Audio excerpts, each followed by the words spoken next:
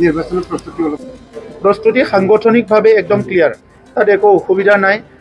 সাংগঠনিকভাৱে আজি UPPL দলে আমাৰ কেন্দ্ৰীয় কমিটি, জিলা কমিটি, 40টা ব্লক কমিটি আৰু 445টা প্ৰাইমাৰী কমিটি, 3200টা বুথ কমিটি আমাৰ সম্পূৰ্ণভাৱে আজি সক্ৰিয় কৰি তোলা হৈছে আৰু তেখেতসকলে অলৰেডি ৰাইজৰ লগত কাম কৰি আছে। গতিকে নিৰ্বাচনটোক লৈ পেলাই আমি ইমান চিন্তিত নহয়। আৰু ভাৰতৰ যিটো গণতন্ত্ৰ, ইয়াত আমি সকলো কওঁ যে এইটো মাদাৰ অফ ডেমক্ৰেচি। ইয়াৰ এটা সৌন্দৰ্য আছে, এইটো যথেষ্ট মেচিউৰ হৈছে।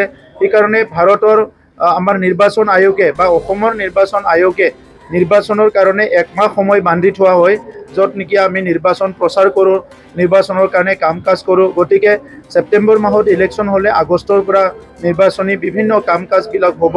এতিয়া আমাৰ চৰকাৰ চলি আছে, বিভিন্ন কাম কাজ আমি কৰি আছোঁ, শিক্ষাৰ দিশতে হওক, সামাজিক দিশতে হওক, বিভিন্ন দিশত আমি কাম কৰি আছোঁ। গতিকে আজিৰ সময়ত UPPL আমি সামাজিক উন্নয়নৰ কাৰণে আৰু সমাজখন আগুৱাই নিয়াৰ কাৰণে বিভিন্ন কামত আমি ব্যস্ত হৈ আছোঁ। ইয়াৰ কাৰণে পৰৱৰ্তী সময়ত কথা পতা হ'ব। কেন্দ্ৰত চৰকাৰ চলি আছে, ৰাজ্যত চৰকাৰ চলি আছে। গতিকে কাউন্সিলত কি হ'ব, BJPয়ে নিজৰ কথা কৈ আছে। আমিও অহা 7 তাৰিখত জুনত আমাৰ CWC মিটিং হ'ব, তাতে আমাৰ কথাটো আমি আলোচনা কৰিম আৰু আমি নিৰ্বাচনৰ প্ৰস্তুতি সাংগঠনিকভাৱে একদম ক্লিয়াৰ, তাত একো অসুবিধা নাই। সাংগঠনিকভাৱে আজি UPPL দলে আমাৰ কেন্দ্ৰীয় কমিটি, জিলা কমিটি, 40টা ব্লক কমিটি আৰু 445টা প্ৰাইমাৰী কমিটি, 3200টা বুথ কমিটি আমাৰ সম্পূৰ্ণভাৱে আজি সক্ৰিয় কৰি তোলা হৈছে আৰু তেখেতসকলে অলৰেডি ৰাইজৰ লগত কাম কৰি আছে। গতিকে নিৰ্বাচনটোক লৈ পেলাই আমি ইমান চিন্তিত নহয়।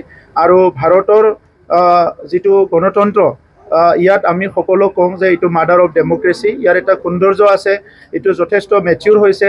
সেইকাৰণে ভাৰতৰ আমাৰ নিৰ্বাচন আয়োগে বা অসমৰ নিৰ্বাচন আয়োগে নিৰ্বাচনৰ কাৰণে একমাহ সময় বান্ধি থোৱা হয়, য'ত নেকি আমি নিৰ্বাচন প্ৰচাৰ কৰোঁ, নিৰ্বাচনৰ কাৰণে কাম কাজ কৰোঁ। গতিকে ছেপ্টেম্বৰ মাহত ইলেকশ্যন হ'লে আগষ্টৰ পৰা নিৰ্বাচনী বিভিন্ন কাম কাজবিলাক হ'ব।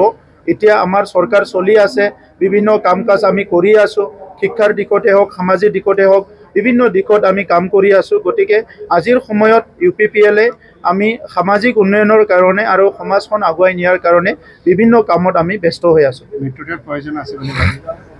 ইয়াৰ কাৰণে পৰৱৰ্তী সময়ত কথা পতা হ'ব। কেন্দ্ৰত চৰকাৰ চলি আছে, ৰাজ্যত চৰকাৰ চলি আছে।